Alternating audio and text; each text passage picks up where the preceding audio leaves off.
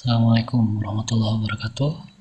Saya Muhammad Islam Siddiq, mahasiswa semester 1 Program Studi Bahasa dan Sastra Arab di Universitas Riyadul Ulum Condong Kota Tasikmalaya.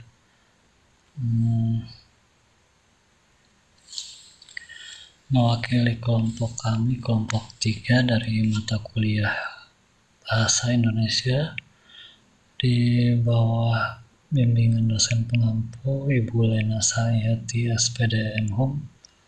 Video ini dibuat sebagai tugas akhir menjelang ujian akhir semester dengan topik bahasan akselerasi diplomasi kebahasaan pasca UNESCO melalui ruang digital. Yang sederhananya yang kita mau bahas bagaimana bahasa Indonesia sekarang lagi naik kelas di level dunia lewat jalur internet. Kita semua udah pada tahu, cuman perlu digarisbawahi bahwa sejak 20 November 2023 lalu, bahasa Indonesia bukan lagi cuman sekedar bahasa yang dipakai sehari-hari di pasar atau kampus. Sekarang bahasa kita sudah resmi jadi bahasa ke-10 di sidang umum UNESCO. Ini pencapaian besar yang artinya posisi tawar Indonesia di mata dunia sekarang jauh lebih kuat. Kita bukan lagi penonton, tapi udah jadi salah satu pengisi suara resmi di panggung global.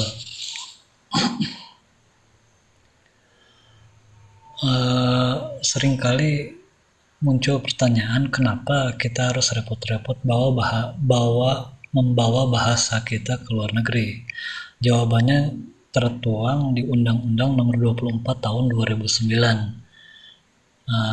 Negara memang mewajibkan kita untuk menjual dalam tanda kutip bahasa Indonesia ke dunia secara bertahap.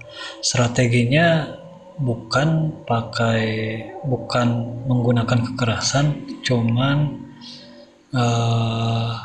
harus menggunakan soft power atau daya tarik budaya. Di era digital ini diplomasi nggak harus lewat kedutaan. Tidak hanya harus lewat kedutaan, tapi bisa juga lewat konten-konten yang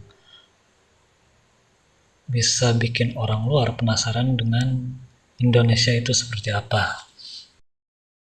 Oke, baik, saya akan melanjutkan presentasi dari Bapak Islam Siddiq, yaitu tugas mengenai karya ilmiah bahasa Indonesia. Sekarang kita lihat datanya. Saat ini sudah ada 74 negara yang punya program BIPA atau Bahasa Indonesia bagi penutur asing. Ada sekitar 183.000 orang asing yang serius belajar bahasa kita. Tapi di sini ada tantangan buat kita. Jumlah pengajarnya cuma sekitar 850 orang. Kebayang nggak? Satu guru harus melayani ratusan murid di seluruh dunia. Inilah celah yang harus kita tutup pakai teknologi. Nah, internasionalisasi bahasa ini bukan cuma soal bangga-banggaan, tapi ada cuannya juga.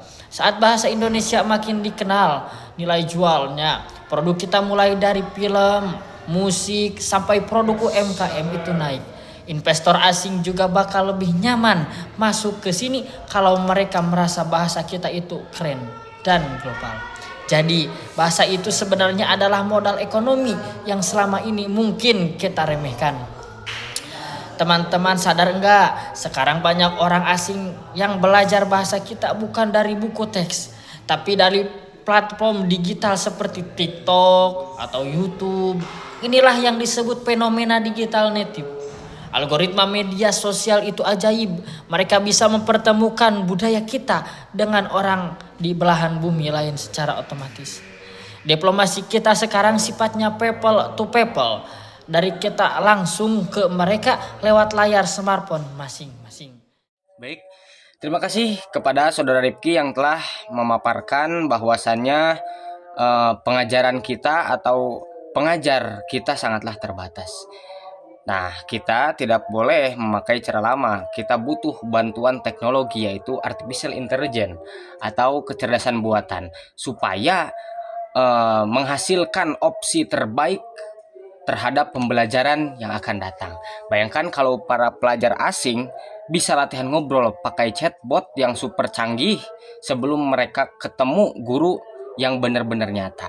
Makanya kita sebagai pelajar yang beradaptasi dengan adanya kemajuan zaman, kita jangan sampai jago bahasanya, tapi gaptek pakainya. Nah, seperti itu. Tuh, kesimpulan, ada tiga pihak yang harus kompak. Pemerintah buat aturan, yang pertama. Yang kedua, kampus buat riset. Dan yang ketiga, kreator konten yang bikin viral. Karena tahap yang ketiga termasuk tahap pengadaptasian atau pengupgradean dari pembelajaran sistem pembelajaran yang telah kita lalui. Seperti itu. Kalau tiga-tiganya berjalan bersamaan, yaitu di ruang digital, saling berirama melengkapi satu sama lain, maka bahasa Indonesia akan semakin perkasa di semua lini penjuru dunia. Semua ini ujung-ujungnya untuk satu tujuan, yaitu menyongsong Indonesia emas tahun 2045 dengan identitas yang mendunia. Itu saja dari kelompok kami. Terima kasih atas perhatiannya. Assalamualaikum warahmatullahi wabarakatuh.